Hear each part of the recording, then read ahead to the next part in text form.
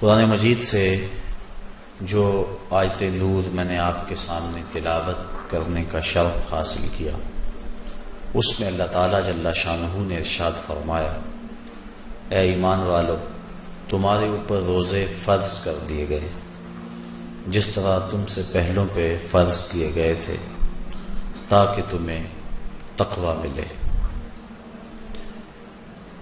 الصوم فی اللغت الامساک، روزہ لغت میں رک جانے کو کہتے ہیں۔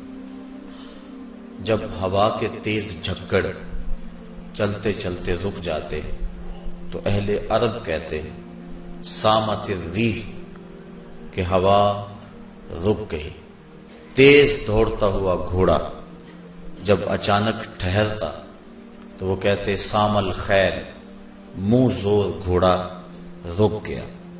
تو روزے کو بھی روزہ اس لیے کہا جاتا ہے کہ نفس کا سرکش اور منہ زور گھوڑا رمضان میں رک جاتا ہے، اور جو اللہ کے حکموں کو ڈٹائی سے توڑتے ہیں رمضان میں ان کے سر بھی سجدوں میں دیکھیں۔ تو اس لیے صوم کو صوم کہا جاتا ہے کہ اس میں انسان گناہوں سے رک جاتا ہے۔ شریعت اسلامیہ میں طلوع فجر ثانی سے غروب آفتاب تک اکل و شرب اور جماع سے کستن رکے رہنے کو روزہ کہا جاتا ہے۔ روزے کی تاریخ کے حوالے سے علامہ اسماعیل حقی علیہ رحمہ تفسیر روح البیاں میں لکھتے ہیں کہ ملک تحمورس ثالث کے دور میں قحط پڑا۔ یہ حضرت آدم علیہ السلام کی اولاد سے تیسرا بادشاہ ہوا ہے۔ تو اس نے اپنی قوم کو حکم دیا کہ وہ ایک وقت کا کھانا کھائیں اور ایک وقت کا کھانا بچا کر قحط زدہ علاقوں میں بھیجیں تاکہ دکھیوں اور مجبوروں کی مدد ہو سکے۔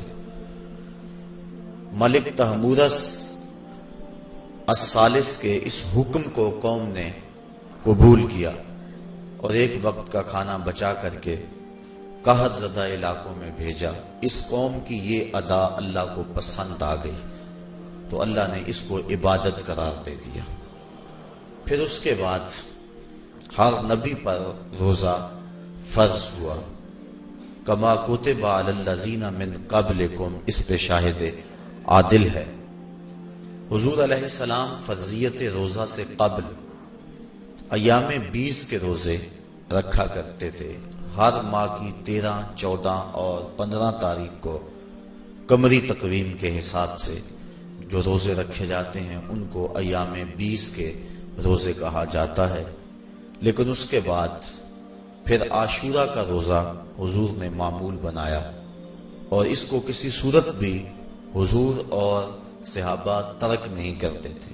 فصام رسول اللہ وامر بصیامہ، حضور نے خود بھی روزہ رکھا اور صحابہ کو بھی حکم دیا کہ یہ روزہ رکھیں۔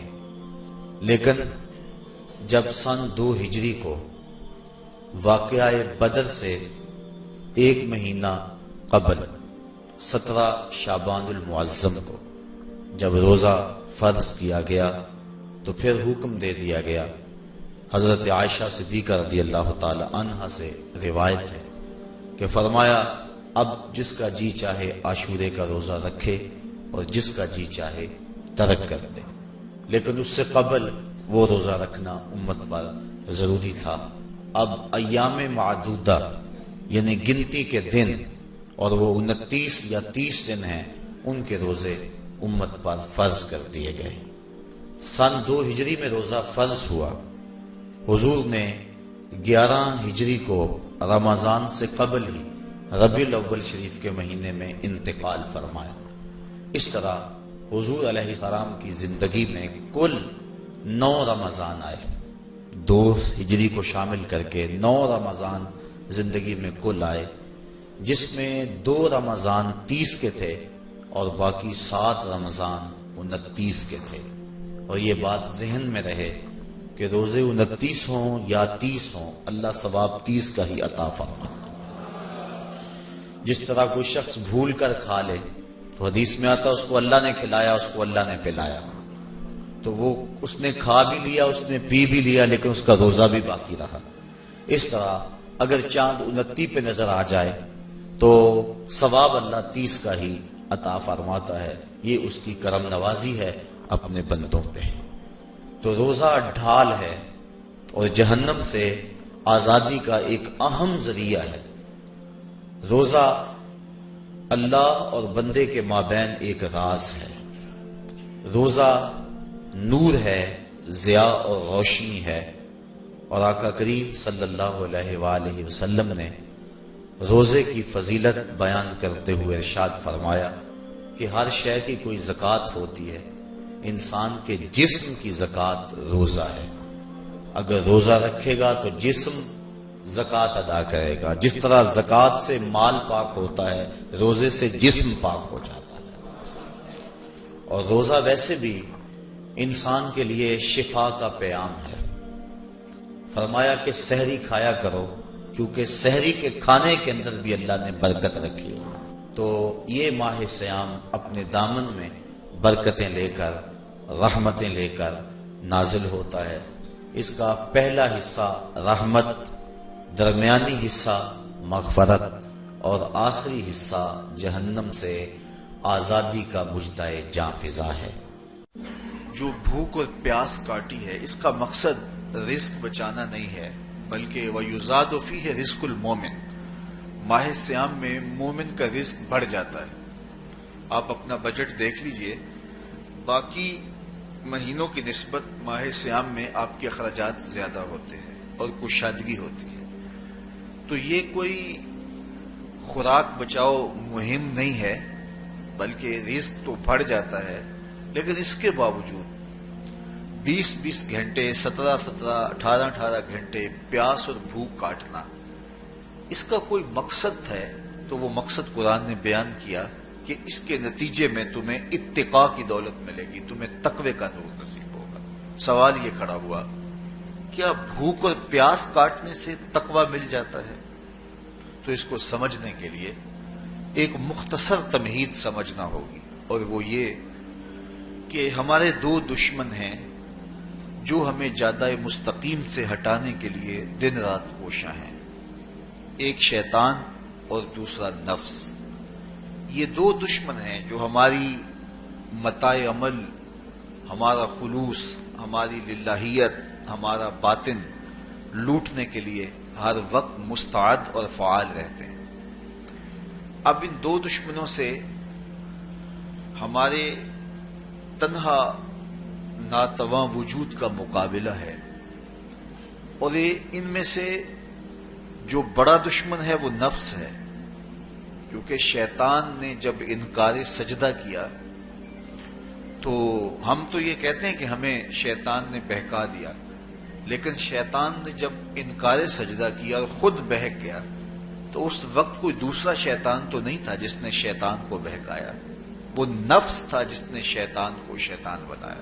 اس نے اندر سے کہا انا خیر منہ، میں بہتر ہوں۔ تو یہ انانیت جو تھی، انا خیر منہ، اس نے اس کو بہکایا۔ تو شیطان کو شیطان بنانے والا نفس ہے، تو نفس شیطان سے بھی بڑا دشمن ہے۔ ایک بزرگ تھے، وہ ساری زندگی اپنی زبان پہ انا کا لفظ نہیں آنے دیتے تھے۔ اس مفہوم کو بیان کرنا ہوتا تو وہ با الفاظ دیگر بیان کرتے، میں کا لفظ، انا کا لفظ، وہ اپنی زبان پہ ساری زندگی انہوں نے جاری ہی نہیں ہونے دیا۔ کہتے تھے اس لفظ نے شیطان کا بیڑا غرق کر دیا، تو میں یہ لفظ زبان پہ آنے نہیں دوں گا۔ اچھا، بندے بھی بڑے عجیب ہوتے ہیں، کسی نے کہا لو لو، ان کی زبان پہ یہ لفظ آتا کیوں نہیں، میں جاتا ہوں اور ان کی زبان پہ یہ لفظ آئے ہی آئے۔ چلے گئے۔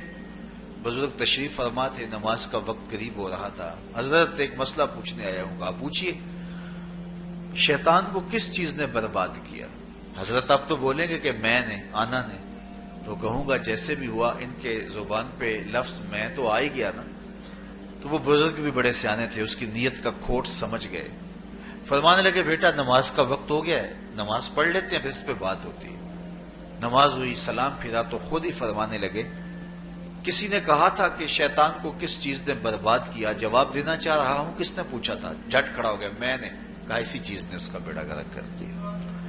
تو جو نفس تھا وہ شیطان کو شیطان بنانے والا ہے، تو ہمارے ساتھ نفس بھی لگا ہوا ہے، ہمارے پیچھے شیطان بھی لگا ہوا ہے۔ شیطان بھی بڑا مکار دشمن ہے، چھوٹا دشمن یہ بھی نہیں ہے۔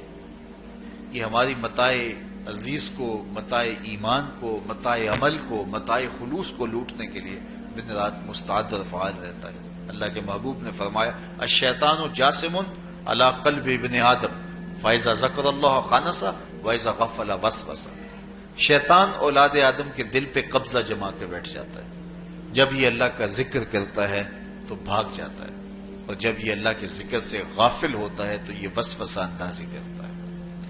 تو شیطان اولاد آدم کے دل پہ قبضہ جماتا، اسے پتہ ہے کہ دل قابو میں آ گیا تو پورا بدن قابو میں آ گیا، چونکہ میرے اعضائے بدنیاں میرے دل کے تابع ہیں۔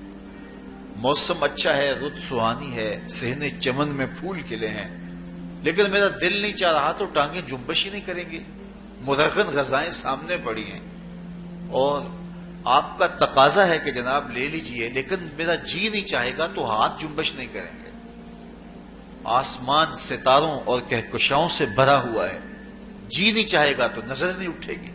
آپ سماعتیں بچھائے بیٹھے تھے، جی نہیں چاہے گا زبان نہیں بولے گی۔ تو پورے آزاد دل کے تابع ہیں، اور اگر دل شیطان کے تابع ہو گیا، اس کے ہتھے چڑھ گیا، تو پھر اعضاء وہی کریں گے جو شیطان چاہے گا۔ اور اگر یہ دل مالک کی محبت سے سرشار ہوگا تو پھر دل جو چاہے گا وہی اعضاء کریں گے۔ تو دل اللہ کی نافرمانی کی چاہت ہی پیدا نہیں ہونے دے گا، تو اعضائے بدنیاں کا رخ بھی اللہ کی رضا کے حصول کے لیے ہوگا۔ تو شیطان بھی قبضہ دل پہ جماتا ہے اور دل کو قابو میں کر کے حضرت انسان کا بیڑا غرق کرتا ہے۔ اللہ تعالیٰ کا کرم یہ ہوا اذا جاء رمضان سلسلۃ الشیاطین۔ اللہ کے محبوب علیہ السلام ارشاد فرماتے ہیں جب ماہ صیام آتا ہے تو شیاطین جکڑ دیے جاتے ہیں، جنت کے دروازے کھول دیے جاتے ہیں، جہنم کے دروازے بند کر دیے جاتے ہیں۔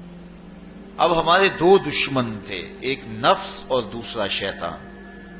دونوں کے مقابلے میں ناتواں اور کمزور جان کو مقابلے میں آنا پڑتا تھا، لیکن جب ماہ صیام آیا، یہ ماہ انور آیا، تو ہمارے دو دشمنوں میں سے ایک دشمن باندھ دیا گیا۔ اب ہمارا مقابلہ صرف ایک دشمن سے رہ گیا۔ دیکھیے، ماہ رمضان آتا ہے تو مسجدوں کے در کشادہ ہو جاتے ہیں، لوگوں کا رجحان دین کی طرف ہوتا ہے۔ جو 5 نمازیں بھی نہیں پڑھتے ہوتے ان کو تراویح میں بھی کھڑا ہوتا دیکھتے ہیں، اہتمام ہوتا ہے، نیکی کا، صدقہ و خیرات کا ماحول پیدا ہوتا ہے۔ ایسا کیوں ہے؟ کہ شیطان بن گیا، لیکن اس کے باوجود نظر بھٹک رہی ہے، خیالوں میں آوارگی ہے، اور رشوت کا بازار گرم ہے۔ کیوں؟ کہ ابھی نفس موجود ہے۔ تو نیکی کا جو ماحول پیدا ہوا یہ شیطان کے بن جانے کی وجہ سے، اور برائی کا ماحول اب بھی موجود ہے یہ نفس کے موجود ہونے کی وجہ سے۔ تو ہمارے دو دشمن ہیں جو ہمیں زیادہ مستقیم سے ہٹاتے ہیں، ایک شیطان اور دوسرا نفس۔ اب جب ماہ صیام آیا تو شیطان باندھ دیا گیا، اب ہمارا مقابلہ صرف نفس سے ہے، اور یہ نفس شیطان سے بھی بڑا دشمن ہے۔ شیطان کو شیطان بنانے والا نفس، اور وہ ہمارے ساتھ جڑا ہوا ہے۔ ماہ صیام میں شیطان تو بند گیا لیکن نفس نہیں بندھا۔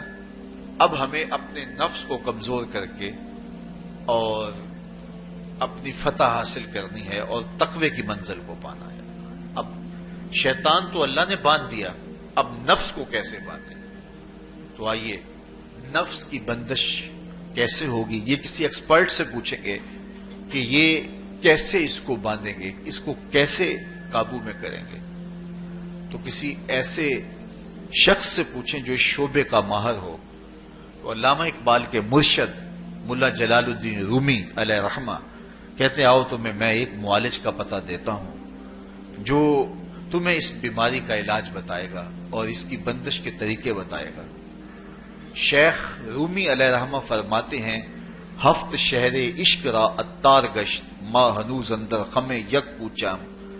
عشق کے 7 شہر شیخ فرید الدین اتار گھوم چکے ہیں، اور میرے جیسا شخص عشق کے پہلے شہر کی پہلی گلی کے کونے پہ کھڑا ہے۔ اب اندازہ کیے کہ جن کا پتہ حضرت ملا جلال الدین رومی دے رہے ہیں وہ کس بلند مرتبے پہ فائز المرام ہے. فرمایا کہ وہ عشق کے 7 شہر گھوم چکے ہیں اور میں پہلے شہر کی پہلی گلی کی نکر پہ کھڑا ہوں. اب شیخ فرید الدین علیہ رحمہ سے پوچھئے کہ شیطان تو بند گیا، اب نفس کا وبال ہمارے اوپر پڑ رہا ہے اور ہم اس کے باوجود ماہ صیام کے اندر گناہوں میں منہمک ہیں، تو ہمیں بتایا جائے کہ اس نفس کا علاج کیسے کیا جائے. ہمیں آپ کا پتہ بتایا گیا ہے. تو شیخ فرید الدین عطار بولے نفس نتواں کشت الا باسے چیز بات گوئم یادگیرش اے عزیز. نفس نہیں مرتا، لیکن اگر 3 اسلحے تیرے پاس ہوں تو یہ ٹھہر بھی نہیں سکتا. وہ 3 اسلحے کون سے ہیں؟ خنجر خاموشی و شمشیر جو، نیزائے تنہائی و ترک ہجو. خاموشی کا خنجر، بھوک کی تلوار اور تنہائی کا نیزہ. یہ 3 اسلحے ایسے ہیں اگر تو یہ لے کر کے نفس پہ ٹوٹ پڑے تو پھر نفس کا مقابلہ تیرے لیے آسان ہوگا. خنجر خاموشی، خاموشی کا خنجر. اللہ کے محبوب علیہ السلام نے فرمایا من صامت نجا، جو خاموش ہو گیا وہ نجات پا گیا. کیونکہ انسان کی زندگی کی زیادہ آفتیں اس کی زبان کی وجہ سے. آپ اپنے گناہوں کا اور میں اپنے گناہوں کا اگر احتساب کروں تو ہمیں سب سے زیادہ گناہ زبان کے ملیں گے.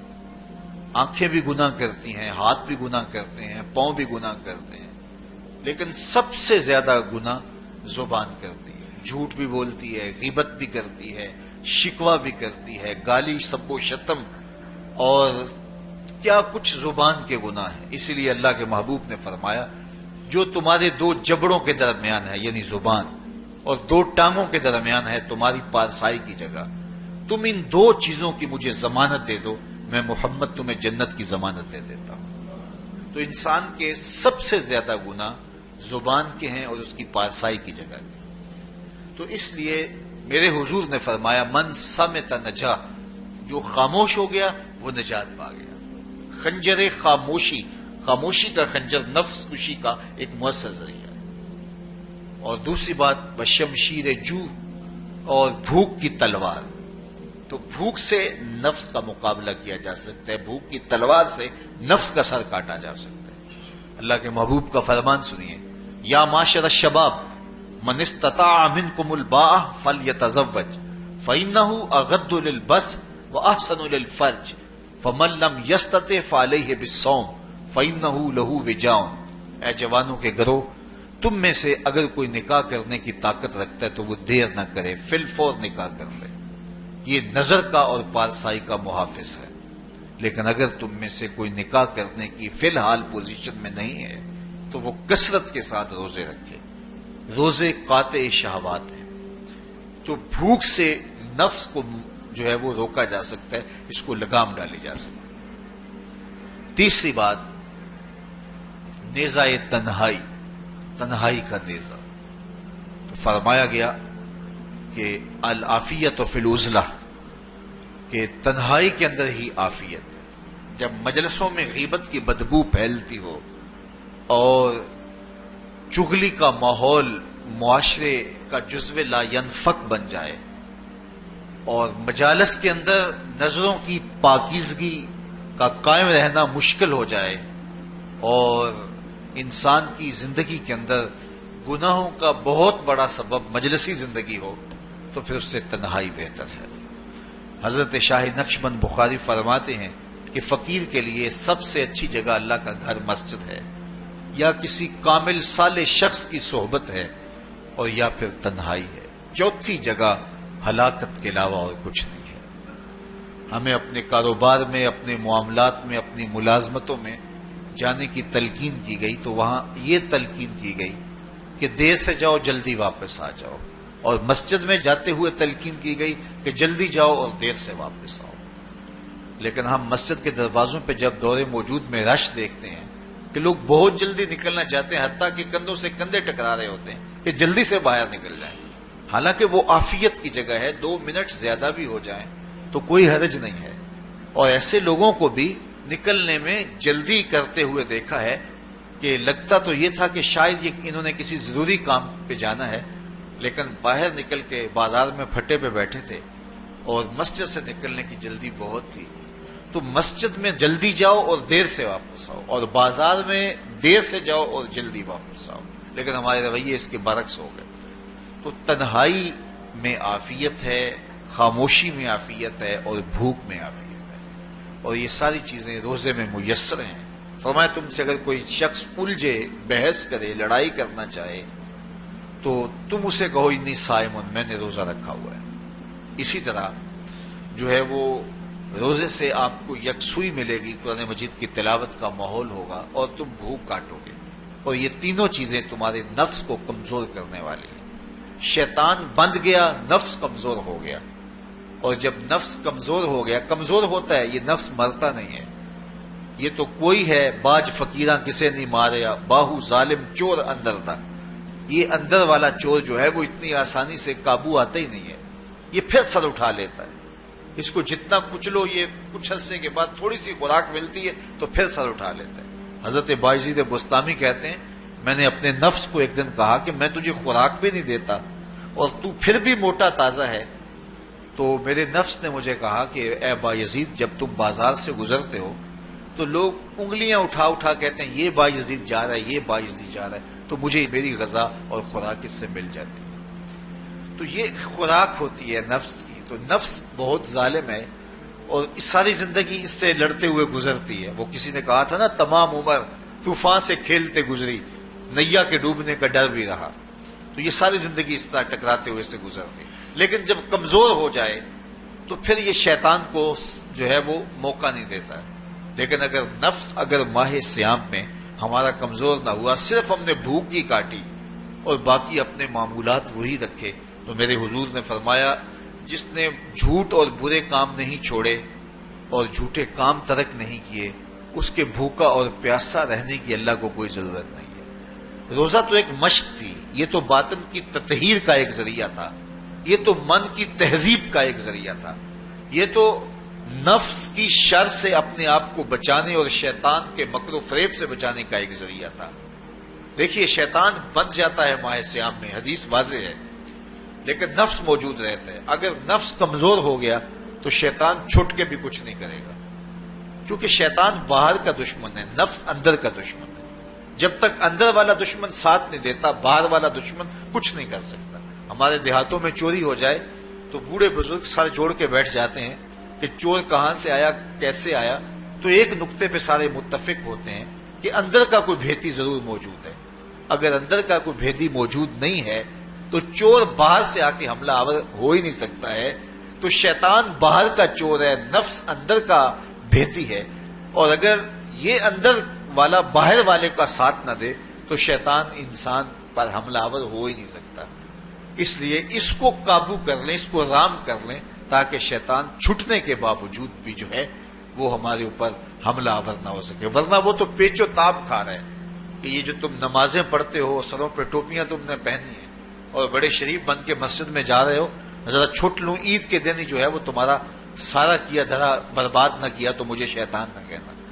تو وہ سب کچھ برباد کر دیتا ہے اگر ہمارے نفس کی تہذیب نہیں ہوتی.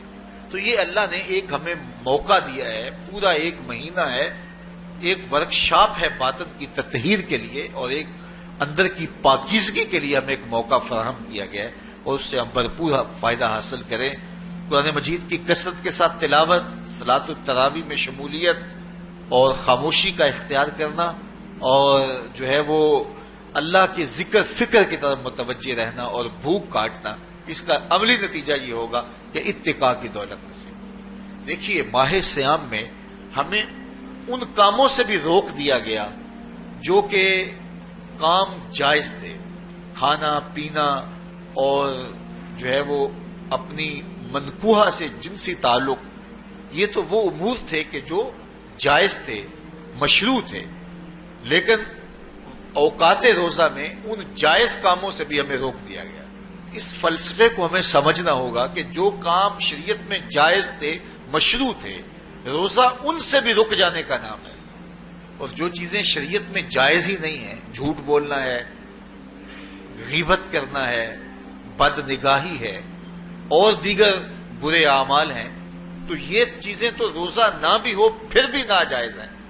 تو جو چیزیں جائز تھی روزے میں ان سے بھی منع کر دیا گیا، اور جو چیزیں ناجائز ہیں تو اگر کوئی شخص ان چیزوں سے نہیں رکتا تو پھر اس نے روزہ کیا رکھا؟ ایک بندہ بھوک کاٹتا ہے لیکن جھوٹ بولتا ہے، ایک بندہ پیاس کاٹتا ہے لیکن غیبت کرتا ہے، ایک بندہ صبح سے شام تک نہ کچھ کھاتا ہے نہ کچھ پیتا ہے لیکن رشوت لیتا ہے. پھر مجھے بتائیے اس نے روزہ کیا رکھا؟ روزہ تو ایک مشق تھی کہ جو چیزیں جائز تھی ان سے بھی منع کر دیا گیا، ان سے بھی روک دیا گیا، اور جو ناجائز تھی وہ تو پہلے ہی ناجائز تھی، روزے کے بغیر بھی ناجائز تھی. تو اس لیے روزہ ایک مشق ہے.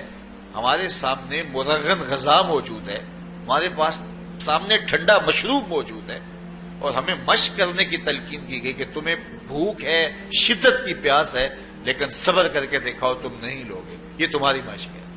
تو پھر جو حرام ہوگا اللہ کی طرف سے ممنوع ہوگا تو اس کو تم کس طرح لوگے جب تمہاری یہ مشق ہو چکی. لیکن ہم اس مشق کے اندر ہی جب ان سے نہیں رکیں گے تو پھر ہمارا روزہ ہی نہیں ہوگا، پھر بھوک اور پیاس کاٹنے کے علاوہ کچھ نہیں ہوگا. بہت سارے روزہ دار ایسے ہیں جن کا روزہ سوائے بھوک اور پیاس کاٹنے کے کچھ نہیں ہے. اس لیے جن چیزوں سے اللہ نے منع کیا ہے ان سے تو رکنا ہی رکنا ہے. جو چیزیں مشروع ہیں ان سے وقتی طور پہ روکا گیا تو ان سے بھی روک کر کے روزے کی تکمیل کی.